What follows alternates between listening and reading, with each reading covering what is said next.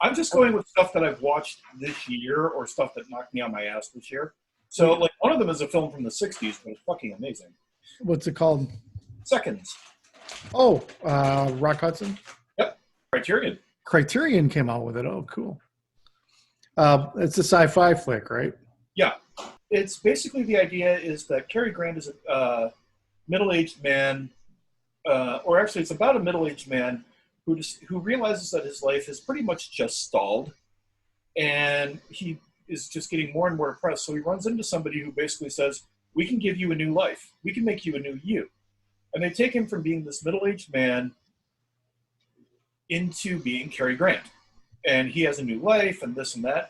But the object of the story is that now, sorry, I didn't mean to. Does he become like Cary Grant, or is Cary Grant in the movie?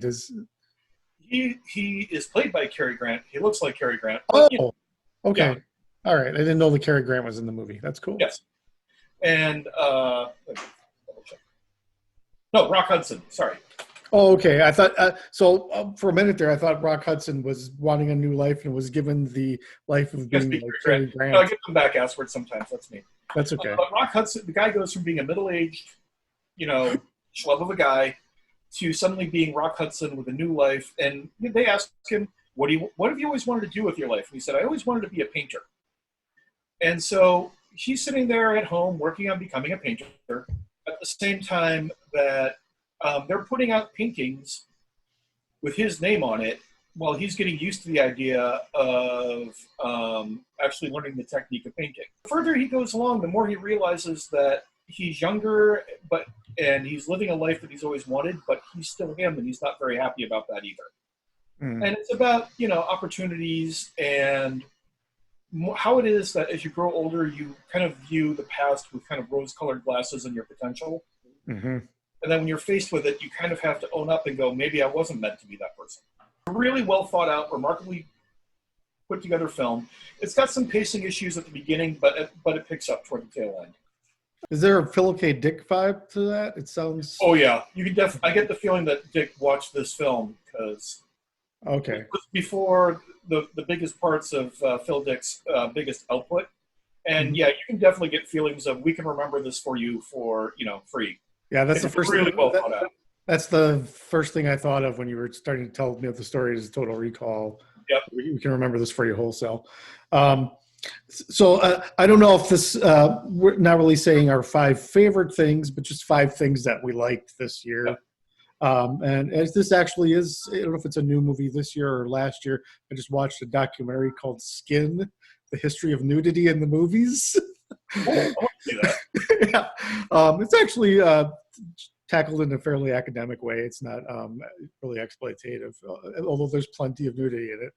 But it kind of talks about the prevalence of nudity in the early pre-code era when there was really no censorship and there was nudity.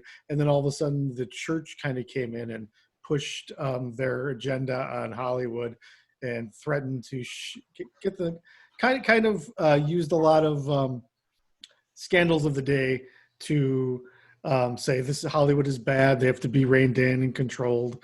Because one of the things they were noticing is that people were actually starting to be influenced by the movies, and they didn't like that.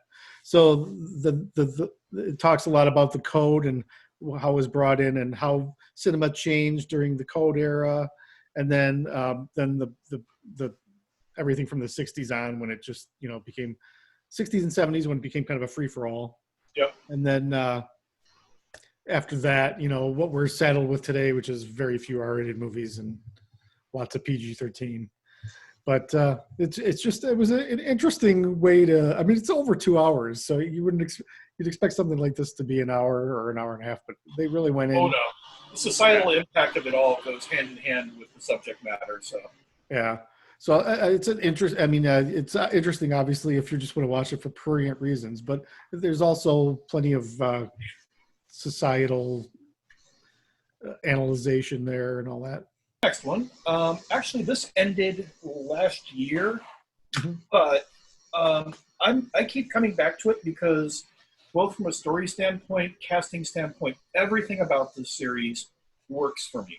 Mhm. It was a show that ran for the last 3 years on FX, and if you have not seen Legion, it's on Hulu. Check it out. Oh my God, this thing is amazing. Basically, the idea is it exists somewhat in the X-Men universe. The main character is David Haller, who is the son of Charles Xavier, and he has ridiculous amounts of superpowers. But the first one that popped up was telepathy, and so at 12 years old, when his powers manifested, he said he was hearing voices. Well, what he was hearing was the people around him, but everybody assumed that he was schizophrenic. Okay. So it's about how it is that having powers can really be an unpleasant experience under the wrong set of circumstances. Hmm. And this show has a design aesthetic where you begin to realize very early on that you're really seeing the world through David Haller's eyes. Hmm. So it took me forever to figure out what time period this show was set in. It took me the longest time to figure out what characters in there were actually real, and were not just people that he was having conversations with in his mind that were personalities that had formed over time due to trauma. And it, from a plot standpoint, is absolutely amazing. It also has Aubrey Plaza, who, as usual, Fearless. yeah, she steals every scene she's in, and God, she's amazing in it. Front to back, I couldn't recommend this series enough. Last time I looked, it was running on Hulu. You can buy episodes on Amazon. It is a mixture of, you want to say it's a superhero story, but it's far more of a science fiction horror series than it is a superhero one. There's a scene where the bad guy is walking around inside of the base of the primary characters, turning people into animals because he can. All the while, Aubrey Plaza is singing "Would You Like to Swing on a Star." It's completely insane. Really? Does she have a good singing voice? I feel like she Yeah, would. she does. Okay. Does it sound a little bit like Zooey Deschanel? I feel like it would. Yeah, actually, I can see that. It's completely outside of the norms that we have established for television, and that's why I love it. I'm a bit of a masochist, so I watched Synecdoche, New York again last week. Oh boy, tell us more. Have you seen it? I've heard of it. I've not seen it. Oh, I wouldn't. So Charlie Kaufman. It's about a middle-aged guy. He's a playwright, but he's writing these well-reviewed, but not very Commercially accessible. Restagings of old classics like Death of a Salesman and stuff like that. He's making a living, but so he's living with his wife and his daughter. The entire movie is 2 hours, but it feels like they crammed more into that 2 hours than the first reel of Rise of Skywalker. Yeah. We don't know if what we're watching is a dream or just a metaphorical reality, but basically he is given a grant to put on a limitless grant that he never runs out of money from, to put on a show that's real and true and brutal. And so he starts putting on a show that reenacts things that are happening in his life, but it's not just reenacting things that are happening in his life. He's hiring actors to play those actors that are in the play. And it goes like 12 levels deep. There's actors playing the actor, playing the actor, playing the actor. And it doesn't... So basically, it's getting so meta, it might form a singularity. Yes. But it uses that as a window into some very observational stuff that cuts very deep. when you watch it. I would probably the closest experience I had to watching this would be Requiem for a Dream, um, where on the surface, but on the surface, it's a comedy and there's a lot of funny stuff in it. But when you're watching it, there's just stuff in there that jabs you so hard that by the end, I usually need a day or so to recover. Yeah. Something I actually might choose this for a review one day if I'm feeling really adventurous and if I feel like putting you guys through it. But it's definitely worth seeing. I watch it once a year. I can't watch it more than that because it's too painful. But It's a little like sitting around going, "Hey, let's have a nice day of watching ordinary people." yeah, probably. I haven't seen that, but I'll take your word for it. Great. I might put that one down as a review. It's a great film, and you will never view Mary Tyler Moore the same way. Okay. And it's a every 20 minutes you get an emotional gut punch. Ouch. Well, this is more like every 3.5 minutes you get an emotional gut punch. Okay. Yeah, I guess you'd call it sci-fi because there's really no other place to put it, but it's not even really sci-fi. It's almost sort of, you'd almost expect like maybe an Ingmar Bergman type movie maybe would be the closest comparison. But yeah, it's definitely worth checking out if you're adventurous. The last film I saw in the theater was a movie called The Gentleman. It is a Guy Ritchie film, Lock, Stock, and Two Smoking Barrels, and Snatch, that guy. And this is an absolute return to form for him. About a guy who is kind of the marijuana king of the UK, played by Matthew McConaughey, and his second in command, who is played by Charlie Hunnam. Mm-hmm. There is the sleaziest fucking news reporter, played by Hugh Grant. And it's your typical, I feel weird describing it as a typical Guy Ritchie film, because when Guy Ritchie is on point, he's almost unstoppable. But he hits all of the Guy Ritchie greatest hits on this one. It's about gangsters. It's about life on the dark side. It's about the unexpected implications thereof. And it's about a million different plot complications that happen along the way. And it's just, and it has, I will not remember his name, Irish actor. Colin Farrell? Yes. Has Colin Farrell as a guy who runs an MMA gym, who constantly walks around in plaid tracksuits, and he is the guy who steals every second of this fucking movie. He is amazing. Oh, I was going to say, I don't know if he was in it. I'm going to double check, but there's a movie called In Bruges. I don't know how to say it. In Bruges? That's Colin Farrell, and Jesus Christ, is that movie great. That's one of the fucking best movies I've ever seen in my life. The scene where Colin Farrell's partner is sitting down and talking to Ray Fiennes' character and going, "Harry, you've always been a cunt.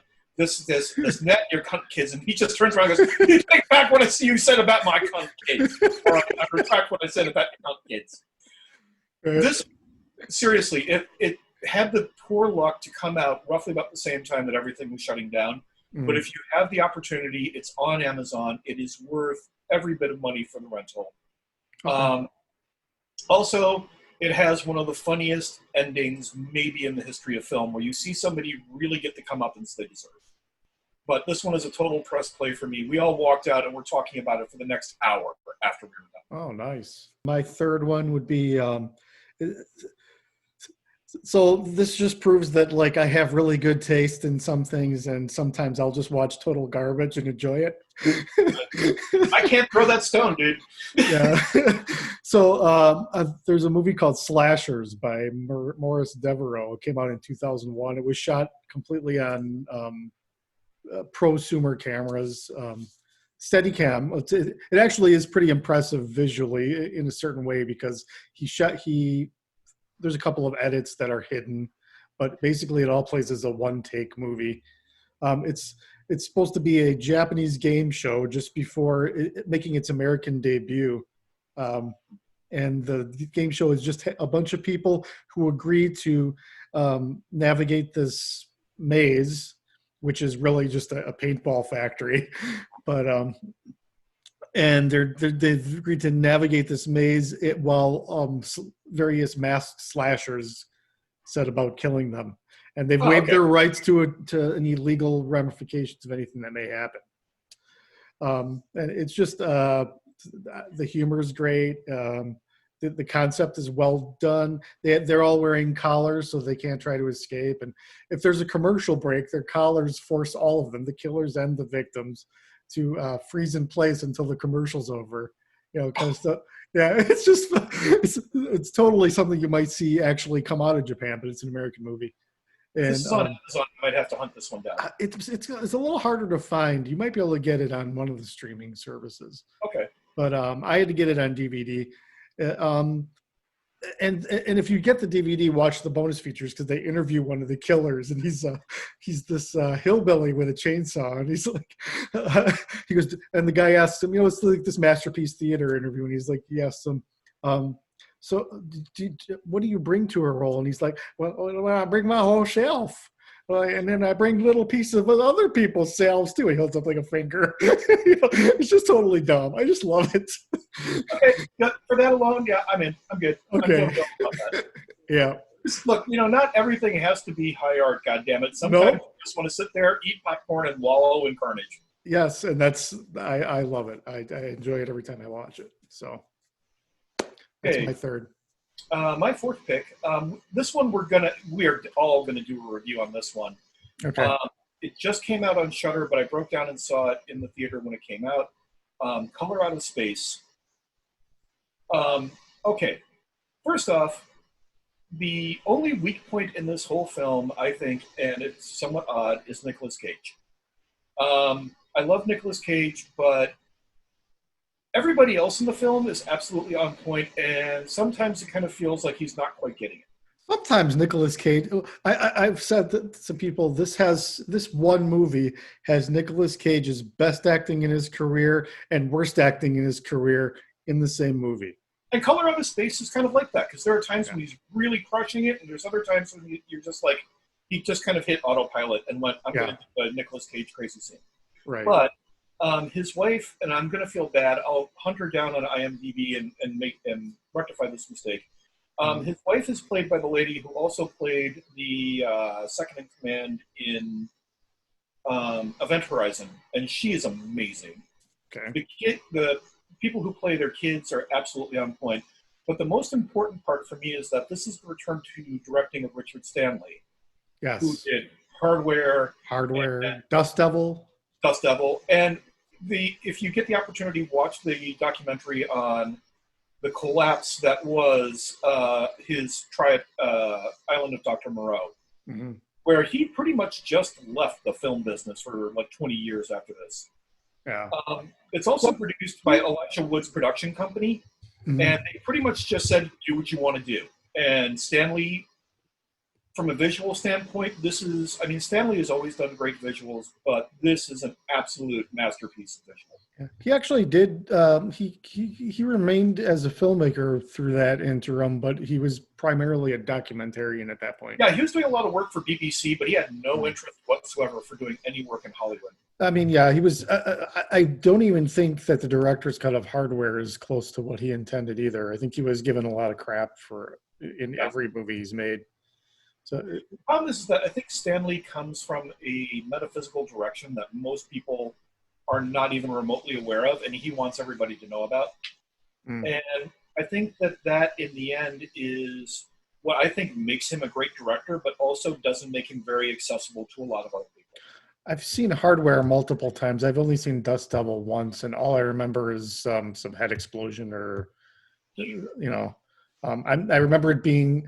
I remember at the time I was probably in early 20s, feeling that there was probably more going on in that movie than I remembered, or that I sensed. But now I don't know what it would be like to watch it now. But I'm going to come back and rewatch that because I just sat down, watched it, and thought, God damn, it's so good to have him back again. Yeah, I'm always excited when I hear someone like that gets to do something again, especially a reasonably high-profile project that has Nicolas Cage in it. So. Oh, that reminds me. Actually, thinking of directors who are in and out of the business, but if you've seen the documentary of Jodorowsky's Dune. Yes, I have. There's an interview they did on Talk House where they had Jodorowsky being interviewed by Darren Aronofsky. I I haven't listened to it yet, but just the idea that those two are sitting down and having a conversation, I am looking forward to being a fly on the wall with that. Well, Aronofsky reviewed or interviewed Oliver Stone too, I think, at one point, and that was interesting. One of the things he said about Oliver Stone is, how do you get these movies made that are so, because whether you like Oliver Stone or not, he's made some movies that you just could not get made, if you were any other director. Yeah. Yeah. So, and he was, and this interview, I think, took place right before Noah came out. I don't know if you saw Noah, but. Yeah. And that's one of those ones where you sit there and go, seriously, I don't know who he's holding hostage, but more power to you, man. I did not like that movie, but, that's one I sit there and go, is it the sort of thing that I was looking forward to? No. Do I give him credit for pulling it off? Yes. Do you think he pulled anything up? Well, okay, so he definitely. I think the fact that he pulled off making it. He got a major studio to get behind a movie with a ton of money where he had talking trees, and he basically turned the story of Noah into The Shining. Yeah. I guess that's an accomplishment. It wasn't what I even signed up for as a viewer, but okay. And, again, there's a comment thinking about going back to Richard Stanley and thinking of The Island of Dr. Moreau.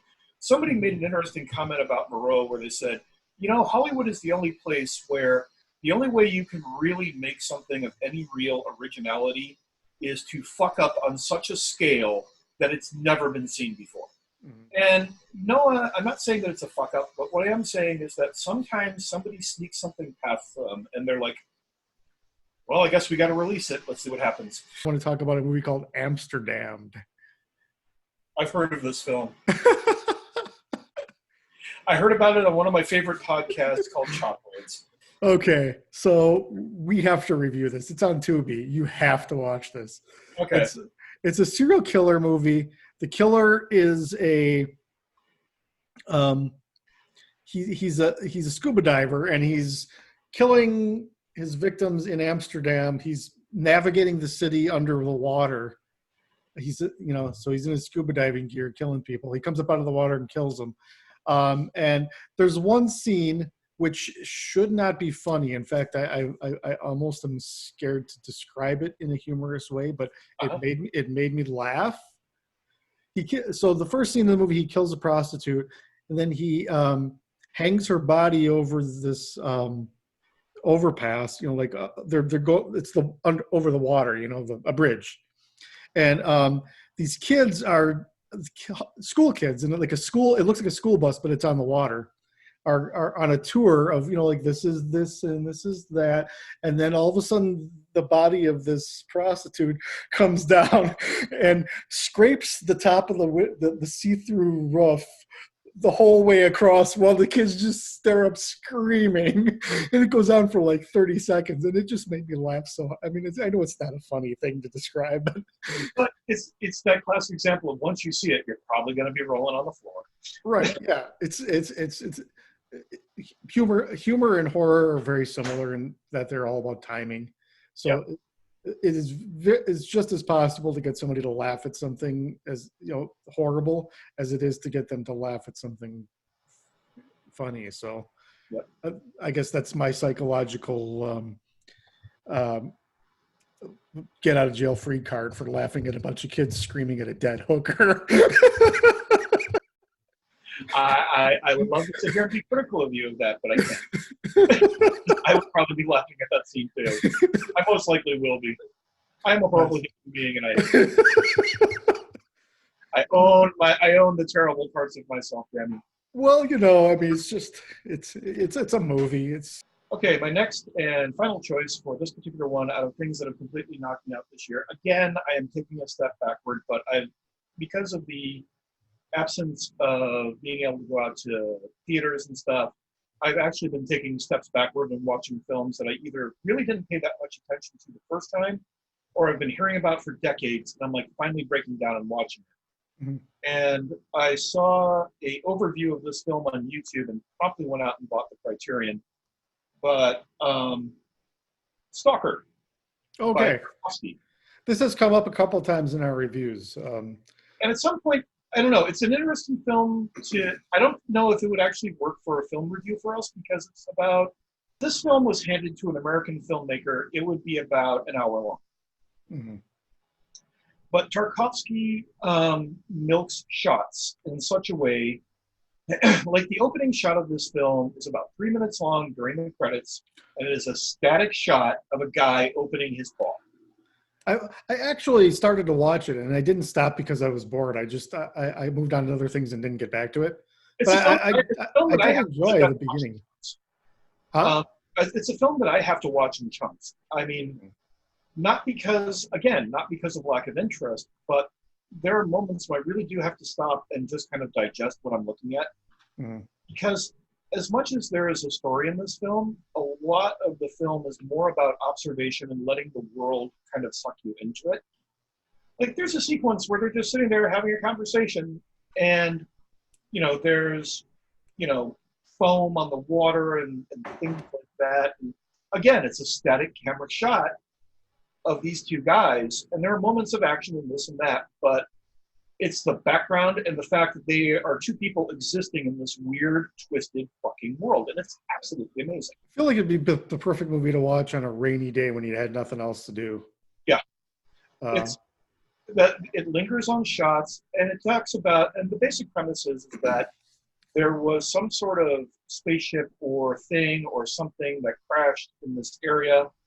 And ever since then, the closest, actually, there's a really good analogy that can be made with the film Annihilation. Mm-hmm. That the world around this area is being changed because of the existence of this thing. And as they're walking through this world, the idea is that there is a room in the midst of it, that if you walk into this room, it'll give you the one thing in the world that you want most. And it might not even be something that you're aware of. Mm-hmm. And so the main character, two main characters go out and meet a guy who is a person who navigates this part of the world. And he's called the Stalker.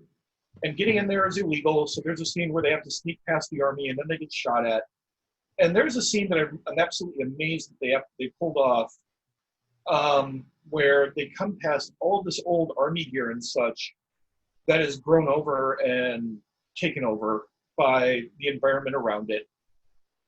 As a film to sit, if you're going to be sitting down and trying to find an action film that's going to energize you, this is not your movie. No. If you want to sit there and watch something that every 5 minutes you're going to sit there and feel like you've walked into the most amazing view in the world of a particular scene, definitely tell that Tarkovsky got his start as a still photographer. He has an incredible sense of how to frame a shot and how to make a shot look amazing. And as a result of that, I don't mind when he lingers on shots way longer than anybody else would, because it's that moment where you sit there and the details begin to sink in after your breath is taken away with the absolute majesty of the thing that he just shot. I think one of the things that, and I do like when directors do that, I think one of the reasons why I slightly was on the edge of Beyond the Black Rainbow, where I teetered toward press eject, which, like I said, I'm kind of a waver about that, but yeah. I think that... I might do a second review of that just because... I don't know, but... 2 years, we'll see what happens. So the problem I have with that is not that it lingers on shots, but that there's not enough in the frame. Yeah. With Stalker, I sense that there was a lot more in the frame, and a lot of the movies where, like David Fincher, even though he doesn't linger on shots really long, he packs the frame. Like, there's stuff going on. Like, you could watch Zodiac 40 times and notice things that you didn't see the first time. So I guess that's what I've been interested in Stalker about, is because he does seem to pack the frame a little more. And it's also just for the technical aspect. I mean, it's an interesting concept to realize that he shot this film literally 3 different times. The first time there was a problem with printing out the film stock, and it came out shaded green in a way that he didn't like. And then the second time he didn't like the way that the DP handled it. But the third time he got it right. The problem is that all the environments they were working in were so toxic that it wound up killing like about 7 members of the crew over time. So Antrim isn't the deadliest film ever made. That would be Stalker. Yes. Okay. So I've been trying to get other people to watch this one. I'm not a huge Terrence Malick fan, but I absolutely love The Tree of Life. I don't know if you've seen it. I've seen bits and pieces of it, and again, I'm not a huge Terrence Malick fan either. It looks amazing. Yeah. It also Um, looks a little heavy. I have so to be in the right mood. one of the things I don't like about Terrence Malick is I watched Thin Red Line, and I think Yeah.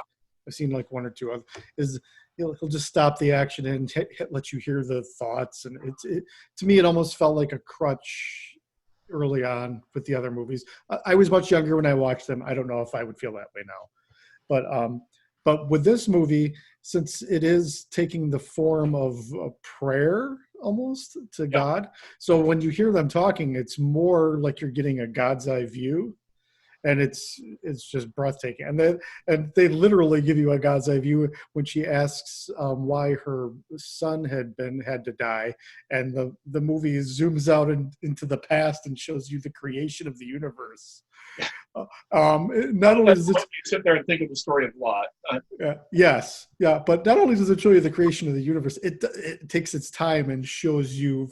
It's probably like about 35 minutes of the movie, or like close to that. So, um, and there's dinosaurs, and it's all sorts of stuff, and it just it shows you how this family's impacted, but then it gives you the wider. It's a microcosmic story told on a macrocosmic scale, Yeah.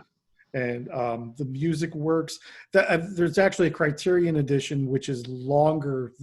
It's actually longer but more commercially accessible. So if you see the theatrical version, you're seeing like a 2 hour, 40-minute, whatever. Yeah. And that's kind of cool because it has more of an art house sensibility where it's jumping around. But if you watch the director's cut, which is like close to 3 hours, it actually plays more linear, has a more linear progression that you can follow and be like, oh, so it doesn't suddenly become the most commercial movie in existence or anything, but it's definitely more accessible if you want to give it the time.